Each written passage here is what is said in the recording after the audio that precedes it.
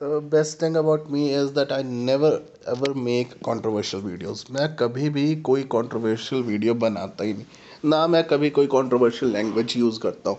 I always use respectful language. तो आज हम बात करेंगे Prophet मोहम्मद के बारे में. Okay. And to focus my attention on this topic, I would just open a Wikipedia page of Prophet Muhammad so that I don't get diverted. And along with it, I will also open this YouTube section where a video doesn't plays. ठीक है. जैसा कि ये लोग बताते हैं कि भाई प्रॉफिट मोहम्मद का जन्म हुआ 569 में. उनको कुछ पहली शादी के बाद 18-20 साल की उम्र के बाद इनको एक मतलब रेवोल्यूशंस आने लगी. रेवोल्यूशंस होते हैं कि किसी सोर्स के थ्रू, किसी मीडियम के थ्रू भगवान का एक मैसेज पहुंचना अपने मैसेंजर तक, और वो मैसेंजर पूरी दुनिया को वो अपना मैसेज दे. तो द स्टोरी बिगिंस विद भाई 569 AD और 560 something like that, 570 AD when he was born. And the most interesting बात है जो सबको पता होनी चाहिए, that before he was born, मतलब प्रॉफिट मोहम्मद या मोहम्मद के जन्म से पहले ही उनके फादर की डेथ हो चुकी थी. ओह सो सैड. इसीलिए लोग कहते हैं कि उनका पिता कौन है उन्हें नहीं पता. आई मीन क्रिटिक्स कहते हैं. भाई लोग कौन होते हैं? क्रिटिक्स ही होते हैं. मदर भी 1-1.5 साल के होने तक जा चुकी थी, तो उनके अंकल वगैरह ने उनको पाला पोसा एंड रखा. तो चलो अभी आज हम इनके फादर वादर पे बात नहीं करेंगे, बिकॉज आज वो दिन नहीं है फादर पे बात करने का. आज हम प्रॉफिट मोहम्मद पे बात करेंगे, दैट कि उनकी स्टोरी क्या है, क्या स्टोरी हमें बताई जाती है, और रियल में क्या स्टोरी होगी from my logical point of view. क्योंकि आपको पता है I always bring a logical point of view in front of the stories which we already have. So actually में कहा जाता है कि ये जो रेवोल्यूशंस आती थी, मतलब जो भी ज्ञान भगवान अल्लाह उनको देते थे वो थ्रू एक फरिश्ता होते हैं उनके पास. भगवान के पास 10-12 फेमस फरिश्ते हैं, जिसमें शैतान भी एक फरिश्ता हुआ करता था, लूसीफर जिसका नाम था. तो एक गैब्रियल भी एक प्रोमिनेंट फरिश्ता है इस्लाम का. तो वो कभी खुद की फॉर्म में आ जाता था, कभी किसी का शरीर ले लेता था, और कभी सपनों में आता था. तो वो वन बाय वन वो कुरानिक वर्सेस रिवील करता गया, और जो भी मतलब अल्लाह पहुंचाना चाहता था मैसेज, वो उन तक पहुंचाया, प्रॉफिट मोहम्मद तक. ऐसा हमें बताया जाता है. तो लोग जो भी फीड करते हैं मान लेते हैं. एंड हमें ये भी समझना है कि इनकी एज कब तक रही. 62 ईयर्स तक जिए, यानी 632 AD.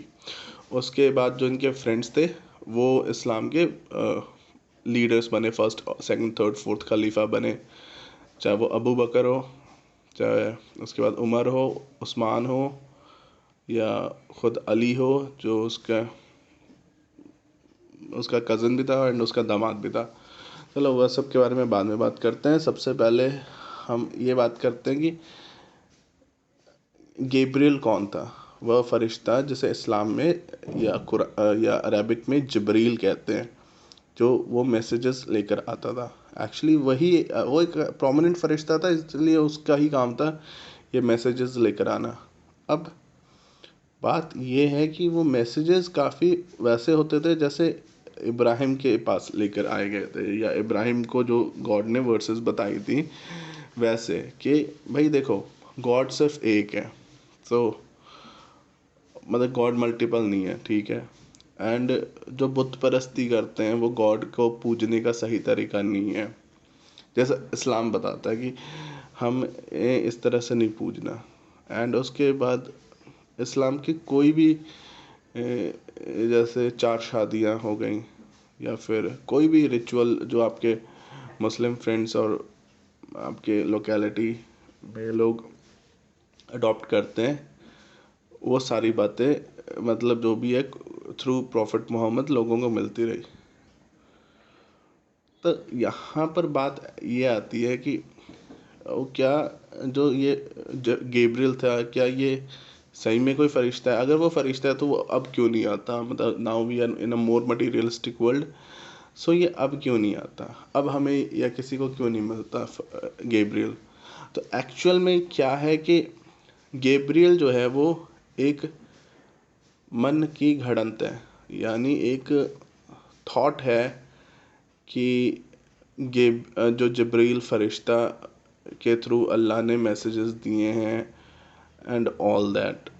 तो अब जैसे कहते हैं कि इस्लाम का वन ऑफ द प्रिंसिपल्स में कि हज करना इज़ वेरी अटमोस्ट इम्पॉर्टेंट। हज क्या होता है कि आपको मक्का में जो वो काबा है वहाँ तक जाना है, उसके अगल बगल जो भी प्रॉफिट के रिलेटेड, लाइफ के रिलेटेड कोई जगह है, गुफा है, वहाँ तक आपको जाना है।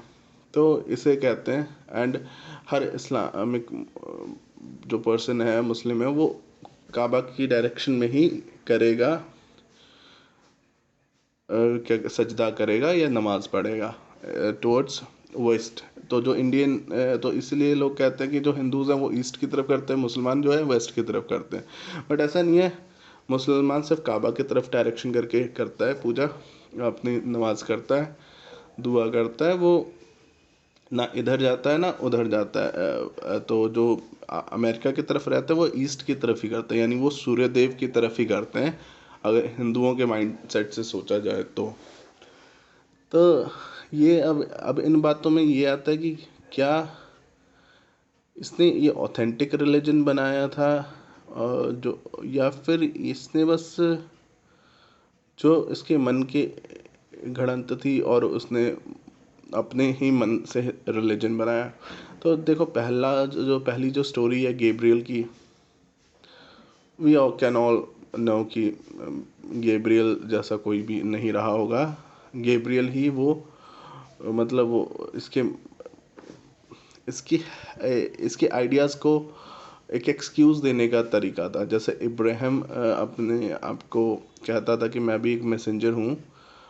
तो इब्राहिम जो कि प्रॉफिट के आने के भी 2000 साल पहले, यानी कि वो 1800 BC में रहता था, यानी वो तकरीबन 3800 साल पहले रहता था, जैसे कि इस बाइबल कहती है। अब जिन्होंने बाइबल ज़्यादा अच्छे से पढ़ी है उन्हें ये वर्षों का और सालों का अंदाज़ा होता है। अब जिसने नहीं पढ़ी वो उसको सिर्फ नाम पता है, उसको रियल नंबर ऑफ ईयर्स नहीं पता होते। तो और फिर इसी इस्लाम के थ्रू इसने, अब जैसे ज़्यादातर जो ये मक्का का ही था प्रॉफिट मोहम्मद, तो वहाँ पे ना लोग मूर्ति देवी देवताओं की पूजा करते थे। अब लोग सवाल ये कर सकते हैं कि यार मक्का में देवी देवताओं की पूजा होती क्यों थी? मतलब इब्राहिमिक रिलीजन्स इतने स्ट्रॉन्ग हैं, और इब्राहिमिक रिलीजन्स का मतलब होता है क्रिश्चियन, ज्यूज़, इस्लाम।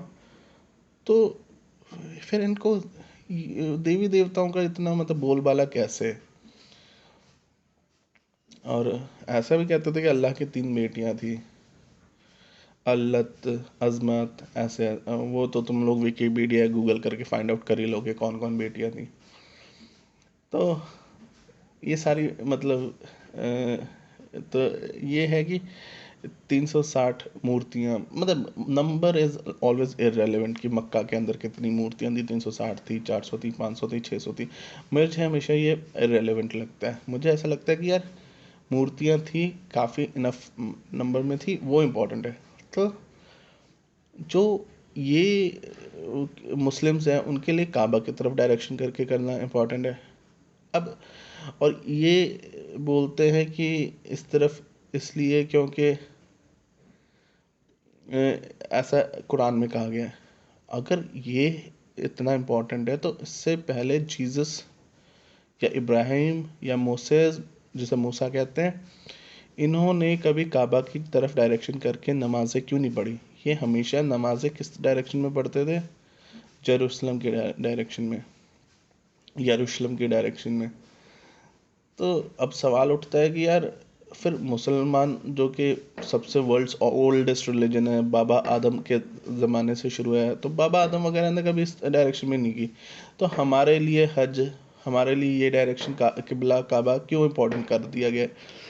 तो एक्चुअल में ये है कि ये रेडिकली तो हम लोग क्वेश्चन करते नहीं है, बस ये है कि अरब के रेगिस्तानी मुसलमानों के लिए काबा एक इम्पॉर्टेंट डेस्टिनेशन था, उनके बुत परस्तों के लिए इम्पॉर्टेंट था, इसके बाप एंड दादा के लिए भी, प्रॉफिट के बाप एंड दादा के लिए भी इम्पोर्टेंट था, इसलिए वो वहाँ पर उस डायरेक्शन में लोग सजदा करते हैं, जो जा नहीं सकते वो उस डायरेक्शन में सजदा करते हैं। तो एक्चुअल में जो जिस तरफ मोहम्मद खुद सजदा करते थे वो डायरेक्शन थी हमारे जेरूसलम की तरफ, और जिसे इसने बदल के काबा की तरफ कर दिया बिकॉज ऑफ द मतलब रिलीजियस सिग्निफिकेंस। तो पहले तो ये समझो कि सब हिंदू ही थे। हिंदू कहने का ये मतलब नहीं कि माँ देवी या हनुमान को ही माने, मतलब हिंदू बिलीव्स। अब जैसे ये है कि किसी स्टेट में हिंदू के कोई गॉड्स होते हैं, किसी में कोई होते हैं, तो वही एक तरह से हिंदू या सनातनिक बिलीव्स और गॉड्स को ही पूजा करते थे। अब जितने ये इब्राहिमिक है, ये कहते हैं मल्टीपल गॉड्स नहीं होते, गॉड एक होता है। अब अगर किसी भी हिंदू से पूछा जाए तो वो भी कहता है दिल से कि भाई हमें भी पता है गॉड एक होता है, पर गॉड के तो रूप हो सकते हैं ना। तो ये कहते हैं कि नहीं, गॉड कभी धरती पे पैदा नहीं हो सकता। वन ऑफ द प्रिंसिपल है इस्लाम का कि गॉड कभी भी धरती पे पैदा नहीं हो सकता, क्योंकि फिर उसकी डेथ भी होगी। अरे मेरे भाई, पहले ये बताओ कि गॉड की मर्जी को डिफाइन करने वाले तुम कौन होते हैं? वो चाहे अवतार लेना, तो तुम कौन होते हो रोकने वाले?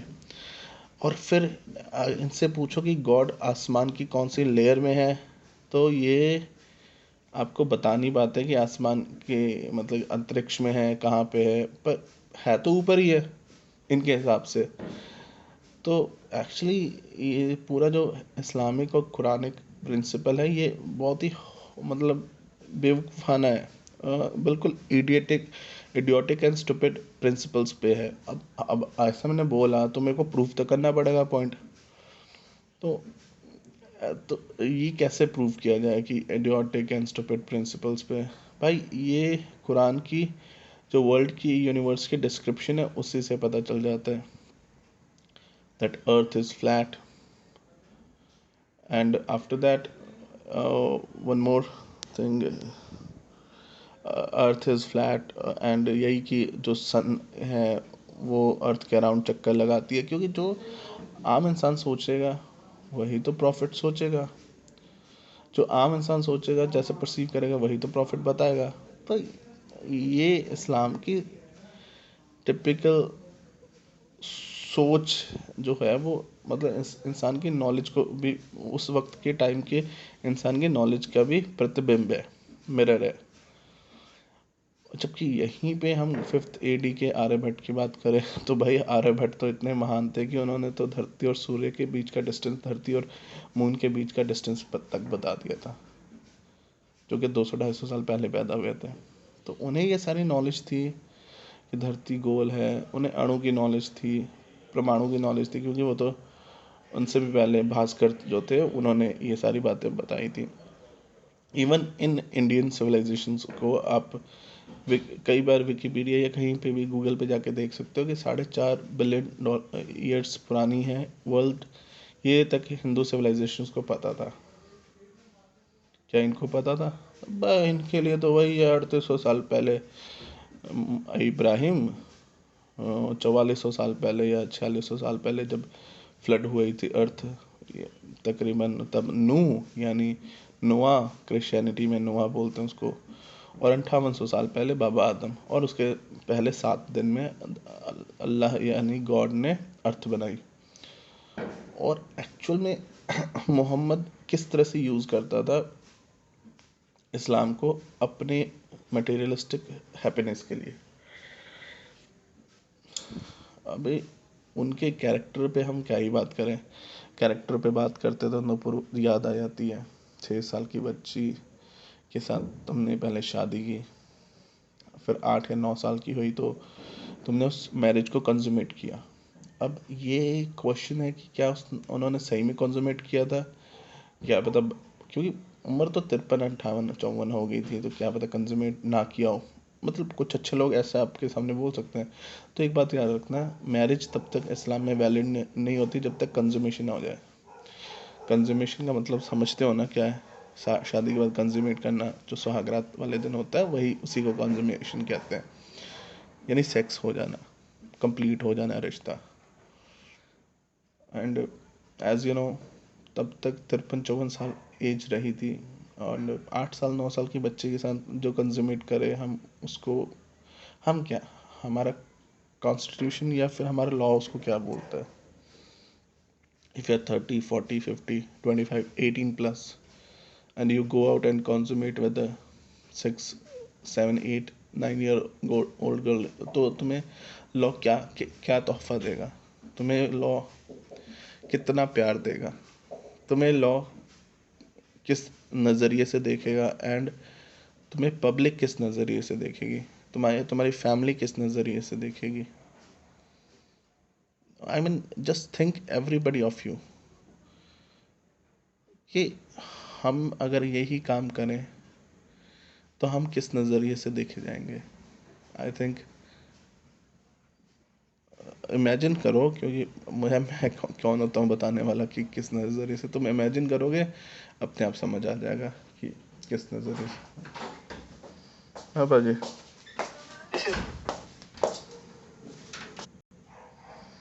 सो वी कैन अंडरस्टैंड कि यार अगर हम ऐसा करें तो हमें बहुत ही बुरे नज़रिए से देखा और समझा जाएगा, जो कि एक लॉजिकल पॉइंट ऑफ व्यू है। बट प्रॉफिट के लिए ऐसा नहीं है। हर मुसलमान उनको अपनी 6 7 8 साल की बच्ची दे सकता है, क्योंकि तुम्हें ये तो लोग बता देते हैं कि भाई आयशा से ये हुआ वो हुआ। आयशा के फादर भी तो थे। कौन थे आयशा के फादर? जो पहला खलीफा बना इस्लाम का, जिसे हम कहते हैं अबू बकर।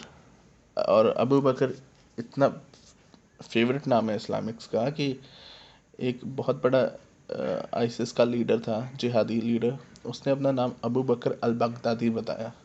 मतलब उसका रियल नेम तो कुछ और होगा, बट उसने रियल में उसने अबू बकर ऐड किया ताकि वो इन्फ्लुएंस कर सके इस्लामिक पीपल को, बच्चों लोगों को। तो अबू बकर ने, वो महान इंसान था जिसने 6 साल की उम्र में कह दिया, ले जा भाई मेरी बेटी, मौज कर भाई, पर मेरे को ना एक वादा कर, तेरे जाने के बाद ना लीडर तो मैं ही बनेगा।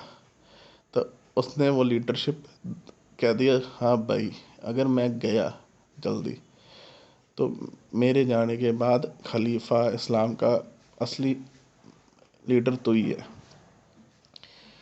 तो उसके बाद कैरेक्टर, हाँ यार पहले तो प्रॉफिट साहब के कैरेक्टर पे बात करते हैं।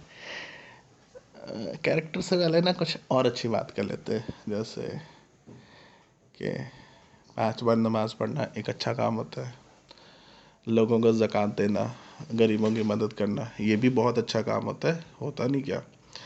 तो इस्लाम ना कोशिश करता है कि इंसानियत भी सिखाए, पर वो इंसानियत सिखाते सिखाते कत्ल कत्ल को आम कर देता है, इसलिए कत्ल आम मचाता है। और उसका तो बस यही है कि यार ये जितने भी दूसरे रिलीजन्स हैं या दूसरे फेथ्स हैं, ये फॉल्टी है। जो इस्लाम है ना, वही एक ऑथेंटिक रिलीजन है, इसलिए वो हमें डिसरिगार्ड करता है, हमारी लाइफ को। वो ये कहता है कि यार मौका दो इनको जंग जीतने के बाद, बट 2 4 5 दिन का मौका दो, पूछो कि इनकी फैमिली को टॉर्चरस सिचुएशन में रखो कि क्या अब तुम कबूल करोगे? अगर कबूल नहीं करोगे तो टाटा बाय बाय। हाँ भाई, क्योंकि तुम जंग में हारे हो, टाटा बाय बाय। फिर एक इस्लाम की एक और अच्छी चीज़ है, माले गनीमत। मतलब कि जो इंडियन किंग्स कभी एक दूसरे से आपस में लड़ते थे, तो किसी ने माफ़ी मांग ली, चल ठीक है आराम से रह तू। बट यहाँ पे ना, अब बदर के, मक्का के, मदीना के किसी लुटेरे ने, या किसी लुटेरा तो बोलो ही मत उनको, ये तो लीडर्स है ना भाई, कबीलों के लीडर्स हैं। तुम तुम लोग लुटेरा वुटेरा वर्ड यूज़ करते हो, बट ना ना, ये कबीला के लीडर है। तो अगर किसी ने दूसरे कबीले को हरा दिया, तो इस्लाम क्या कहता है, प्रॉफिट साहब क्या कहते हैं कि जिसको तुमने हराया उसका सब कुछ तुम्हारा, ऊँट भी तुम्हारे, दौलत भी तुम्हारी, उसकी बीवियां भी तुम्हारी, उसकी बेटियां भी तुम्हारी, उसके इलाके की लड़कियां भी तुम्हारी। तो अब तो तुमने अगर लीडर की को हराया, तो लीडर की जो बीवी बेटी होंगी वो तुम रखोगे। अब तुम्हें 4 से ज़्यादा शादी नहीं कर सकते, बट तुम हरम में रख सकते हो। तुम उसको मज़े से अपने हरम में रख सकते हो उनको। और जो तुम्हारे जनरल्स हैं या जो तुम्हारे सिपाही हैं, वो उनके सिपाहियों की बीवी और बेटियों को रखेंगे। तो बात ये आती है कि भाई, अगर इस तरह से कोई करे, तो क्या औरतें क्या सिर्फ मतलब एक वस्तु है कि हमें इसने जीता ये ले गया, उसने जीता वो ले गया? उनकी कोई ज़िंदगी नहीं है, कोई विल नहीं है, कोई मतलब विश नहीं है। सो अब यहाँ पे क्वेश्चन आता है कि भाई, तो जहाँ तक हमें पता चला है कि कुछ मतलब 100 वर्षों में कुछ ही औरतें हैं जिन्होंने अपनी सेल्फ रिस्पेक्ट के लिए इन हमलावरों को जहर दे दिया या फिर कुछ कर दिया। अब जैसे चंगेज़ खान भी ऐसे ही किया करता था, तो उसने तो हज़ारों की औरतें उठाई थी, तो एक ने आके उसको कास्ट्रेट कर दिया। यानी उसके कास्ट्रेशन को अब विकिपीडिया कर लो ना, क्या होता है, अब सारा कुछ एक्सप्लेन करना पड़ेगा। तो इस जिस कास्ट्रेशन की वजह से वो भी चंगेज़ भी चल बसा। तो ऐसा नहीं है, हज़ारों औरतों में किसी एक में सेल्फ रिस्पेक्ट होती है, जो इन मसौदों और सौदों का पार्ट नहीं बनना चाहती। जो सीधी सी बात है कि अपने हस्बैंड, अपने भाई और अपनी फैमिली का वो बदला लेती हैं। तो हम इस वक्त उन औरतों के बारे में बात नहीं कर रहे, ना उनको हम कोई श्रद्धांजलि दे रहे, हम इस्लाम के बारे में बात कर रहे हैं। तो माले गनीमत एक बड़ा ही मस्त कॉन्सेप्ट है, जो भी जीता उठा के ले गए। अब तुम किसी की दौलत जीतते हो तो दौलत या मतलब मज़े से 4 से 8 महीने तो रहेगी ना दौलत। उसके बाद अरब में ना एक था कि अडॉप्शन का था, कि सऊदी अरब में लड़के को अडॉप्ट कर लेते थे, तो वो बेटे जैसा था, उसका हक भी बनता था बेटों की तरह प्रॉपर्टी पर। बट अब जैसे कुछ कहानियाँ होती हैं जो तुम लोगों ने नहीं सुनी, अब वो कहानियाँ गूगल के थ्रू सुनानी पड़ेंगी, ताकि मेरे फैक्ट्स जो हैं वो प्रूव होते रहे। तो हम लिखेंगे मोहम्मद सन 5, हम बस ये लिखेंगे, ठीक है। तो जिक्र आता है जैद ज़ैनब बिन्त जहश का, यानी जहश की बेटी ज़ैनब का। तो जो ज़ैनब थी, वो प्रॉफिट के अडॉप्टेड लड़के की बीवी बनी। अब बीवी तो बन गई, बट फर्स्ट मैरिज हुई, फिर उसके बाद मैरिज टू मोहम्मद हुई। तो क्वेश्चन ये आता है कि फिर उसके बाद इनको क्या ज़रूरत पड़ेगी मोहम्मद से शादी करने की, लड़का तो अभी भी ज़िंदा है। इसका मैं बताऊंगा कि इसने इस कहानी के थ्रू कैसे इस्लाम को क्या मोल्ड किया, सऊदी के कल्चर को मोल्ड किया। तो एक बार ये ज़ैनब के और ज़ैद के घर गए, तो ज़ैद थे नहीं। स्टोरी थोड़ी अच्छी है तो सुनाना पड़ सकता है, तो स्टोरी सुना दी जाए थोड़ा। हम्म।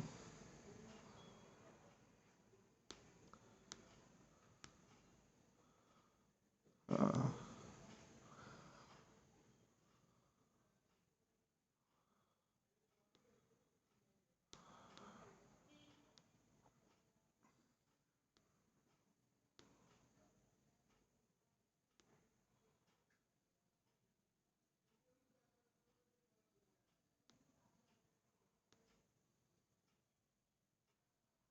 या here's the story. 9th century के हिस्टोरियन अल तबारी ने दो इंडिपेंडेंट अकाउंट्स मतलब दो इंडिपेंडेंट स्टोरीज बताई हैं कि ये शादी कैसे हुई। अब ये कहानी है कि मोहम्मद एक बार जैद के घर गए तो कर्टन जो था, पर्दा जो था हेयर स्किन था, यानी पारदर्शी पर्दा था। उसकी झलक से वो पर्दा उड़ा और एक्सीडेंटली अचानक से उन्होंने जैनब को सिर्फ उसके शिफ्ट यानी कुछ कम क्लोथ्स में देख लिया। एंड फिर जनाब खड़ी हुई, अपने ड्रेस को ठीक ठाक किया और बताया मोहम्मद साहब को दैट जैद घर पे नहीं है, but he is welcome to come visit. And in response to that however he did not enter, तो मोहम्मद साहब एंटर नहीं हुए। उन्होंने कहा praise to be Allah who turns hearts around, मतलब आशिकी के लहजे में उन्होंने कहा कि वो अल्लाह, वो खुदा रहमत वाला है जो दिलों को बदल देता है। अब ये लाइन है, अब इसका क्या मतलब है भाई, हम तो अनपढ़ लोग हैं, हमें ना पता, हमें समझना है कि स्टोरी है क्या। तो when Z came home Zainab told him that what happened, तो जब जैद घर आया तो ज़ैनब ने बताया कि क्या हुआ। जैद वेंट टू मोहम्मद सिंह, Prophet, I have heard about your visit. Perhaps you admire Zainab, so I will divorce her. लड़का देखो, इसको कहते असली, क्या कहते हैं वो, हिंदुओं की कहानी नहीं है, बड़ा प्यारी सी कहानी है एक, मतलब श्रवण कुमार, असली श्रवण कुमार, इसको कहते हैं असली भीष्म पितामह। तो अब भीष्म पितामह का रियल नेम क्या था,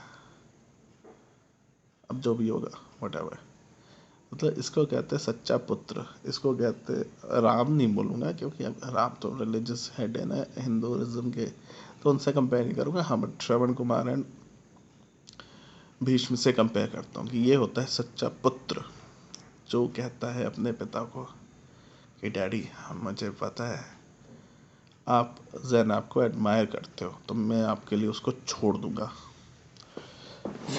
पहले पहले तो जैसे हमारे ये है ना मिर्ज़ापुर वाले दादाजी, बस मिर्ज़ापुर वाले दादाजी की तरह मोहम्मद साहब कहते हैं, जैसे बुढ़े नहीं होते भाई, दिल में चाहत तो होती है, बट पहले पहले कहते हैं no no fear Allah and keep your wife, अपनी बीवी अपने पास रखो, अल्लाह से डरो, अल्लाह से डरो। After this there was conflict between the couple, इसके बाद तो बीवी और शोहर में कॉन्फ्लिक्ट हो गया।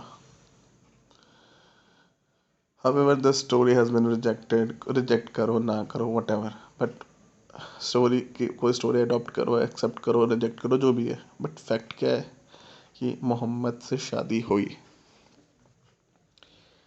मतलब उन्होंने, और फिर ऐसे कैसे शादी हो जाएगी यार, समाज तो वो भी पढ़े लिखों का है आखिरकार, अरब, उसके भी तो कुछ कल्चर है, नॉर्म्स हैं, उन्हें भी तो यार बुरा लगेगा यार, कैसे यार अपनी अपने बेटे की बीवी के साथ शादी, हराम तो हराम होता ना भाई। तो फिर ऐसे ही नहीं शादियाँ होती मेरे भाई, कुरान में शादियाँ होती हैं तो अल्लाह की मर्ज़ी से होती हैं।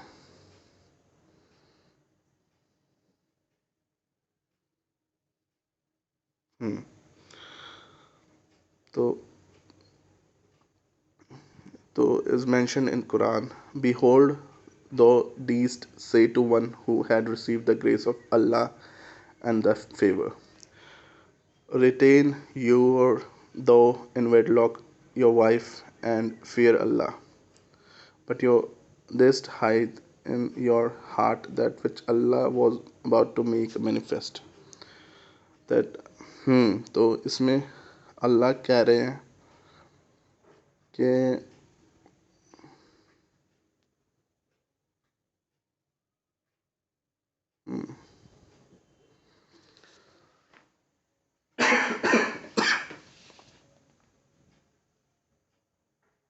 हम्म कि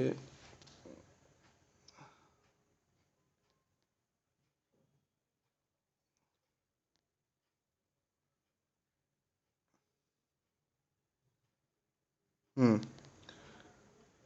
तो after this verse was announced, Muhammad proceeded to reject the existing Arabian norms. मतलब ये वर्स अल्लाह ने उनको किसी मैसेंजर के थ्रू या कैसे न कैसे ये मैसेज पहुंचाया, and thereafter the legal status of adoption was not recognized under Islam.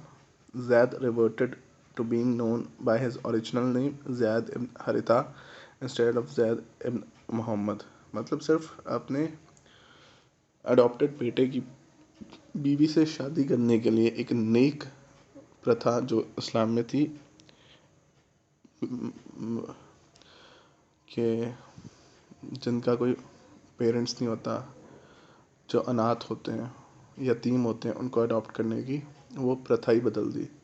और फिर अल्लाह जैसे ऊपर पढ़ रहे हो ना कि बिलीवर्स के लिए भी वो हलाल कर दिया अल्लाह ने, ताकि बिलीवर्स के लिए भी अपने अडॉप्टेड सन्स की वाइफ्स के साथ मतलब मैरिज करना इलीगल ना रहे। तो प्री इस्लामिक अरब का कल्चर को ही बदल दिया। अब तुम लोग ना थोड़ी साइकोलॉजी समझो कि एक आदमी पूरे के पूरे कल्चर को कैसे बदल रहा है। भाई वो अपने 4 आवारा दोस्त, कौन है, अबू बकर, उमर, उस्मान एंड ये अली, जो कज़न भी है जो दामाद भी है, उन चारों के साथ मिलके ये प्लॉट करता है स्टोरीज, ये कहानियाँ भी करता है अपने आप को ऑथेंटिक साबित करने के लिए कुरान की, एंड ये पावर रिटेन करने के लिए अल्यूर भी करता है कि भाई इस्लाम में कुछ भी घटिया नहीं है, गलत नहीं है, तुम ये भी रख लो, वो भी रख लो, माले गनीमत भी रख लो, बहुएं भी रख लो, कुछ भी रख लो, मतलब सब कुछ ऑथराइज हो गया है। और ये सिर्फ मेरी मर्जी से नहीं है, ये तो अल्लाह की मर्जी से है। अल्लाह ने ये सब कुछ मेरे लिए हलाल किया है। तो सो जब अल्लाह ने ही हलाल कर दिया तो भाई हम कौन होते हैं ना रखने वाले। तो अल्लाह ने कह दिया भाई रख लो, तो मिर्ज़ापुर वाले बाबूजी की तरह रख लो। एंड सो ये जो इस्लामिक वर्सेस हैं, जो कुरानिक वर्सेस हैं, पूरी की पूरी कुरान है जो गैब्रियल के थ्रू मोहम्मद के पास आई, ये एक हेल्प है मोहम्मद को उसकी लग्जूरियस लग्जरियस लाइफ जीने के लिए। अब जो मैं कोई भी अच्छी बात बताई जाए कि एक औरत थी जो कूड़ा फेंकती थी एंड मोहम्मद ने कभी उस पर डिसरिस्पेक्ट नहीं किया, उनके अचानक तबीयत ख़राब हुई तो उनके घर, ये सब ना भाई मैनिपुलेटेड स्टोरीज होती हैं। यू वोंट फाइंड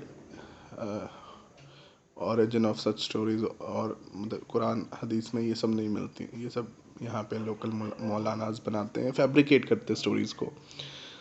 तो ये समझो कि ये पूरा का पूरा एक रिलीजन इसीलिए प्रॉस्पर कर पाया क्योंकि जो एग्जिस्टिंग वैल्यूज़ थे, प्रिंसिपल्स थे जो बेहतर थे, उनको थोड़ा मोल्ड मॉडिफाई करके कुछ जो लोगों को पसंद आए। और उस वक्त का मर्द जो और इन नंबरेबल औरतों को रखना चाहता है, ये तो उसको वो सब हलाल किया जाए, इसलिए ये रिलीजन लोगों को पसंद आया। जिनको नहीं आया उनको तो तलवार की नोक पे पसंद करवाना पड़ा। पूरा का पूरा यार ईरान की सिविलाइजेशन अरबियों से तो लाख गुना सुपीरियर थी। आज से नहीं, तकरीबन 2,500-3,000 साल से, जब से नबू नबुकडनेज़ार किंग था मेसोपोटामिया का, साइरस, जर्क्सीज, दरायस, ये लोग किंग थे। जोरास्ट्रियन किंग कह लो, जो पारसी किंग्स हुआ करते थे, इनको भी इन्होंने कन्वर्ट कर दिया। यानी ईरान की एग्जिस्टेंस एक लानत है, एक शर्म है कि भाई तुमने एक जाहिलों के डेजर्टेड लोगों के रिलीजन को एक्सेप्ट कर लिया। एंड साइंटिफिकली तो मैं मल्टीपल टाइम्स प्रूव कर ही चुका हूँ कि इनका तो साइंस से कोई लेना देना नहीं है।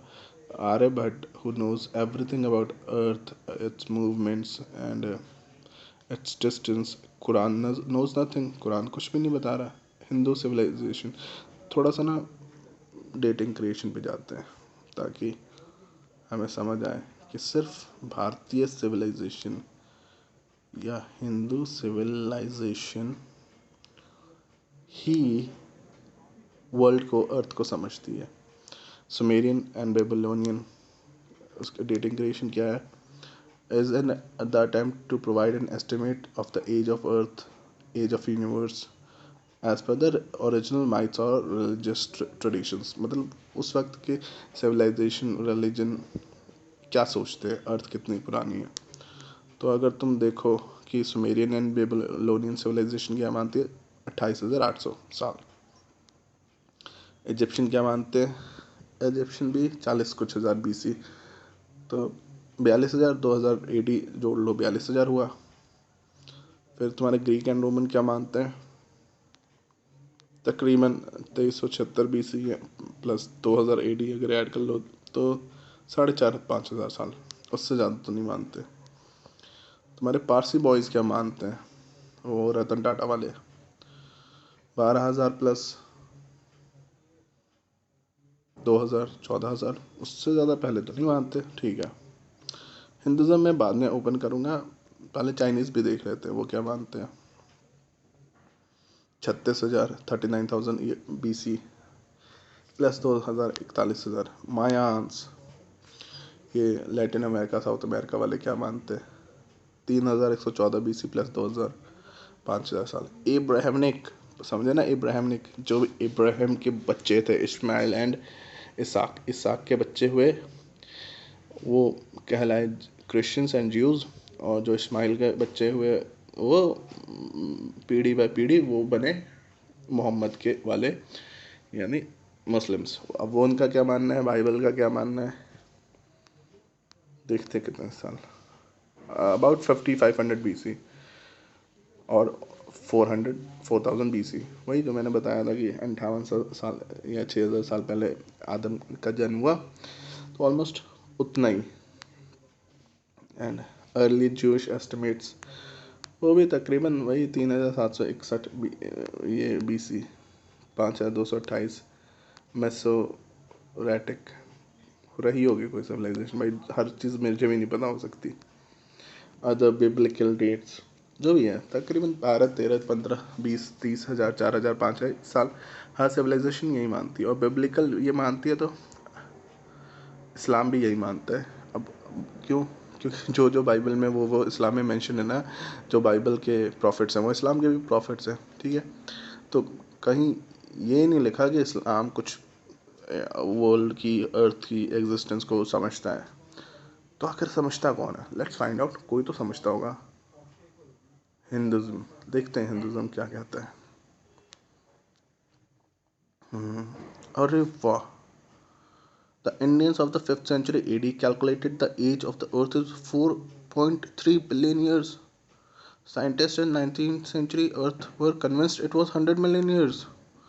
कार्ल सागन तो यार ये तो है ही ना हिंदुओं का मतलब चट्टा है। ये तो मतलब क्या कहें कि ये तो सारी की सारी फिलोसफीज, प्रिंसिपल्स हिंदू ही करता रहता है। ये तो मेरे को अच्छा ही नहीं लगता। तो the Hindu religion is the only one of the world's great faiths dedicated to the idea that the cosmos itself undergoes an immense, indeed an infinite number of deaths and rebirths. It is the only religion in which time scales corresponded to the modern scientific cosmology. Jealousy हो रही है, पूरी पूरी jealousy हो रही है, तकलीफ हो रही है यार, क्या ही बोलूं। मतलब ये साले हिंदूज को इतना क्यों आके करते हैं? कुरान का रेफरेंस क्यों नहीं दिया? Its cycles run from our ordinary day and night to a day and night of Brahma, 8.64 billion years long, longer than the age of Earth or the Sun, and about half the time since Big Bang. क्यों कुरान में कभी भी 30,000 या उससे ज़्यादा क्यों नहीं mention है, या दूसरे सिविलाइजेशन में, क्योंकि यार वहाँ तक तो उन्हें काउंटिंग ही नहीं आती थी ना, बिना ज़ीरो के तो वहाँ तक काउंट ही नहीं कर सकते। तो जो इंडियन सिविलाइजेशन है, जिसे अणु और परमाणु के बारे में भी पता है, इलेक्ट्रॉन न्यूट्रॉन के अंदर भी अगर कुछ होता है तो उसके बारे में भी अगर पता है, तो इनको इसलिए पता है बिकॉज यार they were authentic, they use to research, they were knowledgeable.